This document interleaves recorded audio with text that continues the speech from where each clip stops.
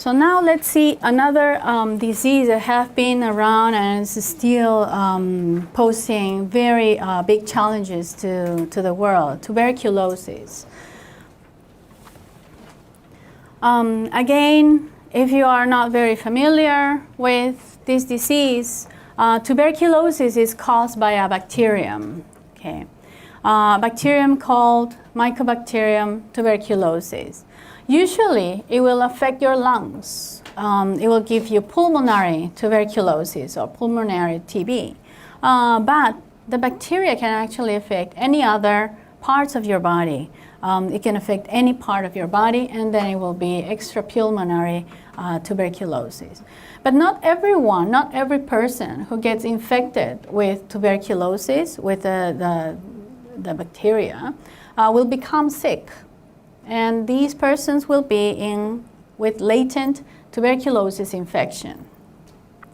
But if they are not treated properly, they can develop the disease, and those who develop disease, if not treated properly, it could be fatal. A few signs and symptoms for tuberculosis. Usually tuberculosis in the lungs may cause you to cough at least 3 weeks or longer.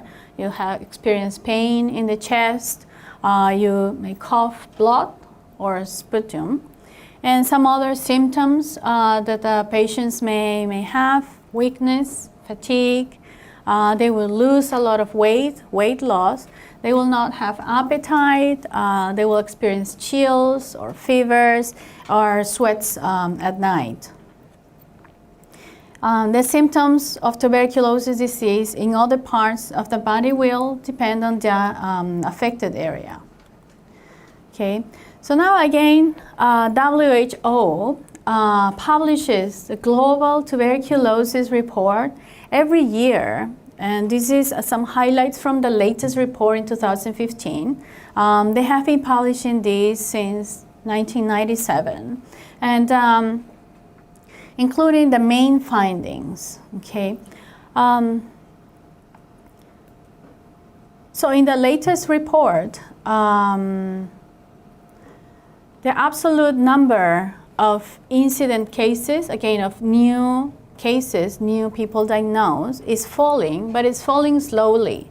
Okay, it's 1.5 per year since the year 2000, and there's an estimate of nearly 10 million, 9.6 million people newly reported in the year 2014. More than half of them are in the Asian region, 58% of them, and 28% of them in the African region, and much less in the other regions. Something important here, 12% of the cases of tuberculosis are HIV positive. 1.2 million new HIV positive tuberculosis cases. And 3/4 of these cases are in the African region. As to prevalence, we have an estimated 13 million prevalent cases, 13 million people having the disease. Okay? And the prevalence rate by the end of 2015 was 42% lower than in 1990, which is something encouraging. Regarding mortality, estimated 1.5 million deaths, people dying from tuberculosis, okay?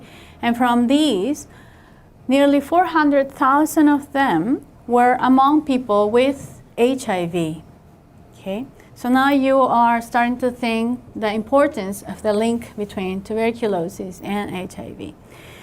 The tuberculosis mortality rate in 2015 was lower than in 1990, 47% lower. But now tuberculosis is ranking along HIV as a leading cause of death worldwide. This is a figure taken also from the report from the WHO. And to your right, to your left, here you have the countries with the highest absolute numbers. Okay, so this is measuring only the number of cases, absolute numbers. In terms of absolute numbers, the top 10 countries are these ones. Of course, this is a not very appealing top 10 list. From this list, more than half of the absolute numbers are there in these 5 countries: India, Indonesia, China, Nigeria, and Pakistan. Altogether are reporting 54% of the total global. But these are absolute numbers. And the graph to your right takes a look at the number of new tuberculosis cases, but relative to the population size of the country, or in other words, the incidence rate. Okay?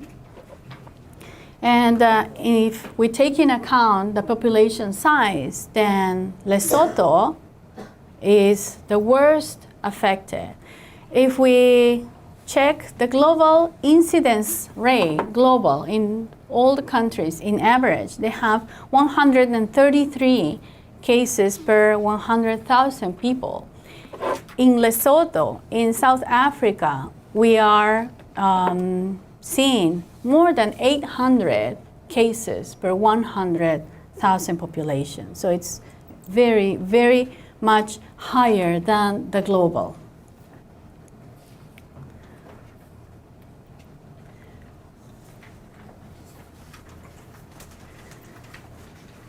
So we see that the number of new tuberculosis cases relative to the population, or in other words, the incidence rate, varies widely among different countries. Here you can see, this is a map showing you different estimated new tuberculosis cases per 100,000 people. Okay, so the darker the color, the highest the incidence.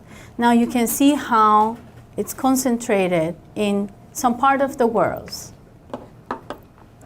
The lowest rates, the very, very light color, the lowest rates are found mainly in high-income countries, okay?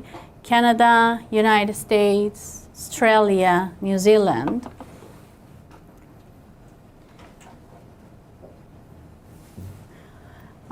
If you see here, this is a small graph that I put here. This is showing you the rate per 100,000 population, but this is grouped by the regions. Okay, you have here the region of the Americas, Europe, and this is Southeast Asian region and the African region. This is versus cases per year by thousands. So you see here how the region of the Americas, has the lowest burden of tuberculosis on average.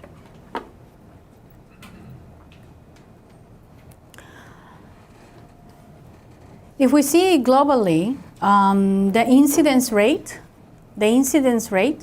was relatively stable from 1990. This 1990 to 2015. The incidence rate was relatively stable, and then around the year 2000, from the year 2000, it started to fall. Okay. And this is for prevalence, and this is for mortality. Okay. The dotted line is actually showing you what was the goal with the MDGs. Okay.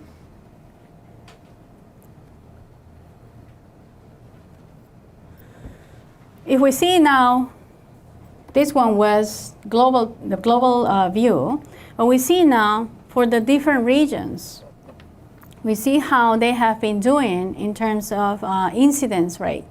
This is from the year 1990 to 2015. You can see here how it really had a more steep fall in the Americas compared to Africa, for instance. So the MDGs target were met in all the 6 WHO regions. They halved, they stopped, and they reduced, they start decreasing the incidence. This is the estimated prevalence of tuberculosis. This is from 1990 to 2015 for all the regions. You have here Africa, the Americas, Eastern Mediterranean, Europe, Southeast Asia, and Western Pacific. And these horizontal lines will represent the target goal for the MDGs. Okay?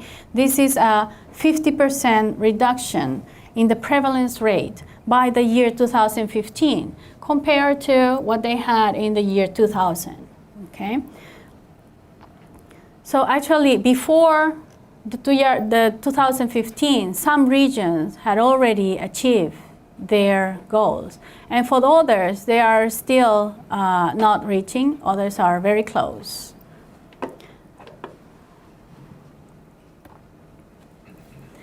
This is the estimated HIV prevalence in new and relapsed tuberculosis cases. Again, we can see how disproportionate it's affecting to different countries in the world. The darkest colors showing you highest prevalence, also concentrated in certain parts of the world. And as I was earlier mentioning about tuberculosis and HIV, tuberculosis now ranks alongside HIV as leading cause of death from an infectious disease. If you see here, this is the top causes of death worldwide. This is a much nicer figure from the very first one that I show you. You have here ischemic heart disease, strokes, lower respiratory infections, and here you have tuberculosis. Okay? This is worldwide, top causes of death. And here you have HIV and AIDS. But now you have cases of tuberculosis that are also HIV positive. So there's an estimated 1.5 million tuberculosis deaths in the year 2014. 1.1 were non-HIV positive, so HIV negative patients. But 390,000 of them were HIV positive, this figure. Okay? And the thing is that HIV positive patients dying for tuberculosis under the international coding, they will be coded as a cause of death as HIV. Okay? So there is a group there that are actually also having tuberculosis, and maybe they are not being counted for tuberculosis numbers. So globally, in 2014, there were in average 16 tuberculosis deaths per 100,000 population. This is among HIV negative patients. Okay. But maybe approximately 80% of the deaths among HIV negative people is occurring in African region and Southeast regions.